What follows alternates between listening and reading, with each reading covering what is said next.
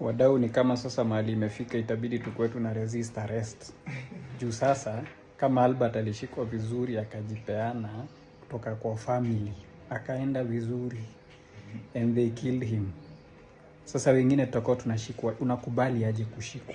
Kama itabidi sasa kushikwa ikuwe kazi.